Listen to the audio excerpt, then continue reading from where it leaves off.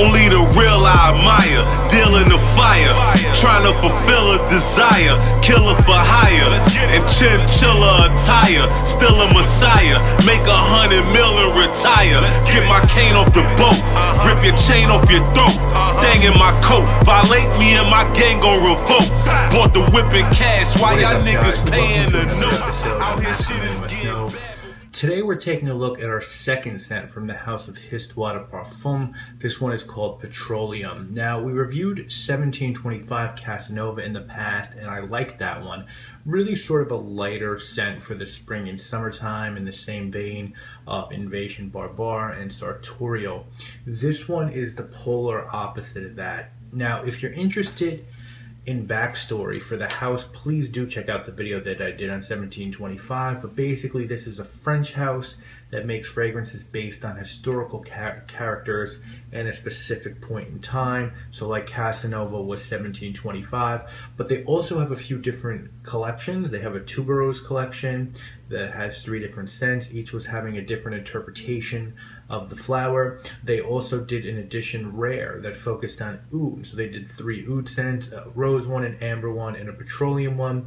And I had samples of each from Histoires de Parfum. To be honest with you guys, I found that the amber one was the best. But when Bendel was having their perfume department closing sale, this was the only one from that collection that I found. And I thought that the 3 scents seemed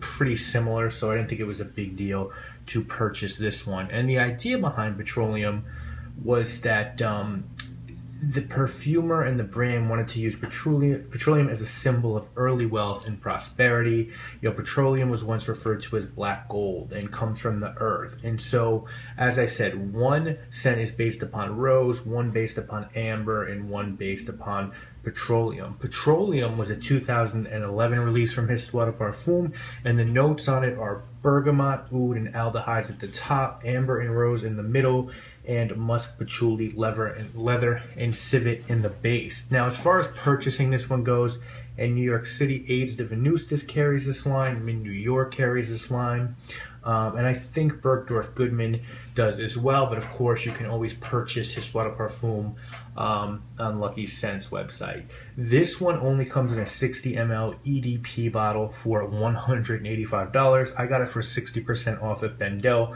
so it cost me about 80 bucks. Obviously a deal that I couldn't pass on. Standard Histoires de Parfum box, Histoires de Parfum. You have information on the bottom. Oops. You have a Petroleum Edition Rare here, Absolute, the Histoires de Parfum name. You have some information at the top that talks about the fragrance. It says, a generous gift of the earth, precious oud curls away in an eccentric patchouli and a subtle musk. Effortlessly, this exquisite elixir will leave you with pure ecstasy. Trying to read it through the camera. So that's the box, very, very shiny. And then you have your fragrance, which is also sort of mirrored metal shiny fingerprint magnet, really dark juice. Histoires de Parfum is on the cap. And then these sprayers, you have to press pretty hard, but they're pretty good quality, and they do distribute the juice evenly. And then, as with all Histoires de Parfum fragrances, the title is actually here, Histoires Edition Rare Petroleum. I keep them in my shelf as so, but of course you could do it like this or like that. So, fairly unique bottle. I actually like the Histoires de Parfum bottles. The first thing though I need to tell you about this fragrance is that if you don't have a stomach for animalic or oud scents, I don't think this one's going to do well for you. It's pretty hardcore. I don't get much bergamot in the opening. I get aldehyde, some amber, and something animalic, and some leather also sort of morphed into this one. And all those notes are what this one smells like out of the bottle. So I think the question people really ask about this one is, does it smell like petroleum? For me, the answer is a resounding no. If you're looking for a gasoline or petroleum vibe, look to Fahrenheit. This one does have a bit of a mineral-like vibe for me, at least. The fragrance is about oud, civet, musk, and leather, and it all combines in a way that comes off really concentrated and potent off the bat.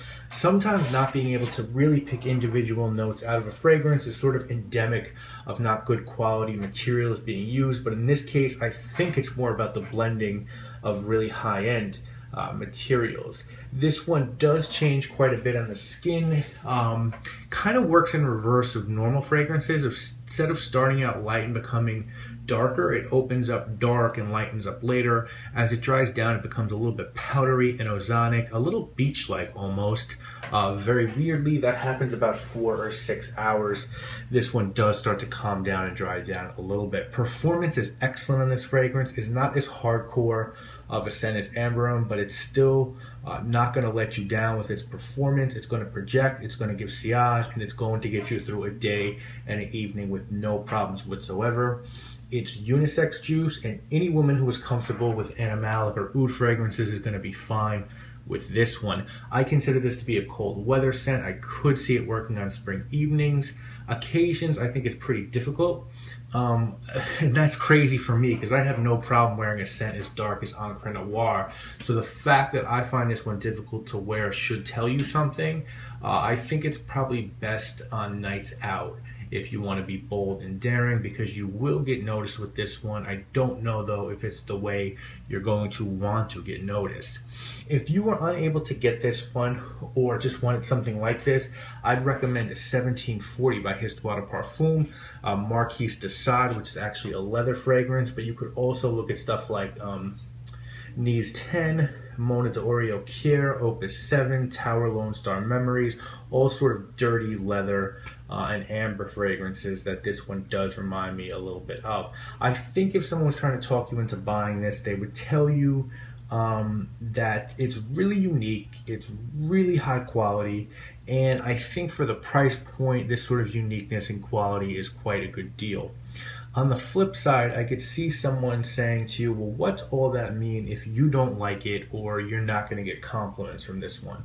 So if you're going to plunk the 185 down, make sure that this is one you know that you want to wear and when and where you want to wear it, or it could be sitting in your shelf for a very long time. And that's sort of the dilemma that I've run into. I like this juice. I don't know that I have much else in my massive collection like it, but I find it hard to wear. I'm gonna give this one a 7.5 out of 10. My gripes with it are that it smells a lot like, it smells quite a bit like 2 other fragrances in this collection, and a lot like another Histoires de Parfum scent, obviously 1740, which costs a lot less. It's also an expensive proposition, and it's one more of the expensive scents in the HDP lineup, even though the quality is there. On the flip side, it's daring, and as I said, quality, quality, quality. You know, Histoires de Parfum is a pretty easy fragrance house to try stuff out, so you really can't look at it before making a decision. So I enjoy this one. I just have a difficult time wearing it, but if you're someone who likes scents like Black Oud and Interlude Man and Black Afghano, then you should give this one in the entire edition rare collection a look. I really like Histoires de Parfum. I think they have a wide array of scents, really scents for anyone out there. They have dandy scents with 1725 and 1899. They have an oud collection. They have some feminine scents, including that tuberose collection, and I think that they make sense the right way. Their prices are more than fair, and it's a very accessible brand. So bravo to Histoires de Parfum for that. Anyway, guys, I hope you've enjoyed this review of Petroleum. Please let me know if you have any other additional questions, and I'll see you guys. Niggas go to trial iced out. Knuckle gamers like Frazier. Pull out the thing and I blaze ya. Had you missing like the plane in Malaysia. Guy told me one time,